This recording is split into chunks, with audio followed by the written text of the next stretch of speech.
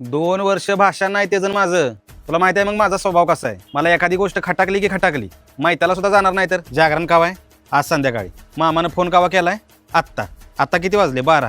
म्हणजे काय ह्यांचं राहिलेलं मटण काय आपल्याला बोलावलंय वे. तुला माहिती आहे मग मी कसं आहे. आपल्याला पाहुण्या रावळ्याच्यात लापाट पण अजिबात आवडत नाही. बोलवायचं असलं मानापानं. दाजीकडे गेलेलो. आता मला वाटलं दाजी कापल कोंबडी मटण बिटन आणल. हेल का दाजीनं अंड्यावर भागावं आणि ती बी एक.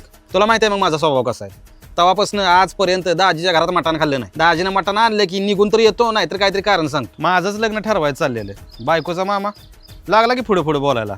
जमिनीच किती आहे, पगार किती आहे, कंपनी कुठली आहे, पगार स्लिप दाखवा आणि असं काय काय. तुला माहिती आहे मग माझा स्वभाव कसा आहे. हे लग्न ठरलं काय, लग्न राहिलं नाही तेव्हापासून बायकोच्या मामाच्या घरी पाऊल ठेवला नाही, जातच नाही. ते करतं फोन आता, अहो या की पाहुणं तुम्ही कावा चाला नाही, काय राग बी खाय का काय आहे का निघून आला म्हणजे का ग्रामस्थ म्हणून तुम्ही माझा सत्कार घ्यायचा. आहे ठीक आहे, नाही पद माझ्याकडे कुठलं. का सदस्य सरपंच पोलीस पाटील माजी सरपंच सगळ्यांचा सत्कार घेते ते. तुला माहिती आहे मग माझा स्वभाव कसा आहे. आपल्याला जिथं पटत नाही तिथं आपण थांबतच नाही. अरे द्यायचं नारळ एखादा हातात आमच्या बी. आम्ही काय गावात काय केलं नाही. भावकी आम्हाला साथ देत नाही ना, म्हणून तर आम्ही उभं राहत नाही. तर तुला माहिती आहे माझा स्वभाव कसा आहे.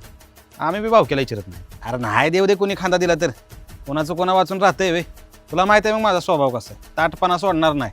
माझं मड स्वतःला खांदा दिला आणि अंत्यसंस्कार करेल.